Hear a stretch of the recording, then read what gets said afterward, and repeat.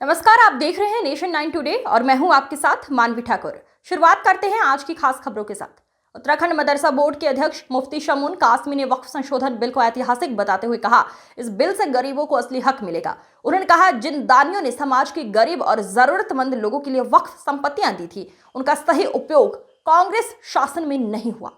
उन्होंने आरोप लगाया कि दशकों तक वक्फ संपत्तियों से केवल वक्फ बोर्डों के अध्यक्षों को लाभ हुआ, जबकि जरूरतमंद मुसलमानों के लिए कोई ठोस कार्य नहीं हुआ।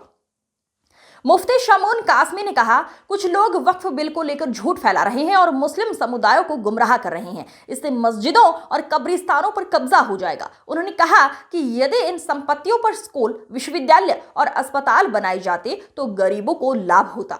इसके अलावा उन्होंने उत्तराखंड में लागू यूनिफॉर्म सिविल कोड पर भी टिप्पणी करते हुए कहा, इसे इस्लाम विरोधी बताकर गलत धारणा फैलाई गई है। उन्होंने कहा, आरएसएस और भाजपा का डर दिखाकर मुसलमानों को मुख्यधारा से दूर रखा गया, जबकि सच्चाई ये है कि वक्फ संपत्तियों का सही उपयोग समाज के उत्थान के लिए होना चाहिए। उसके क्या फायदे होने वाले हैं और कुछ लोग इसका नुकसान भी बता रहे हैं।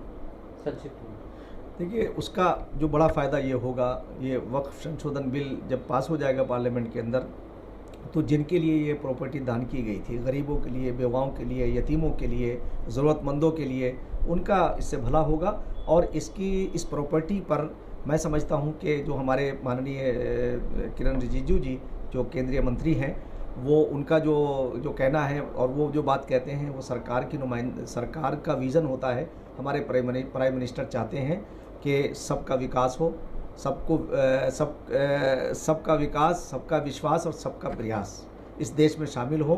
तो मैं समझता हूं कि इस प्रॉपर्टी से गरीब मुसलमानों को फ़ायदा होगा। इस तरह से फ़ायदा होगा कि उसकी प्रॉपर्टी पर यूनिवर्सिटी बनेगी, कॉलेज बनेंगे, हॉस्पिटल बनेंगे।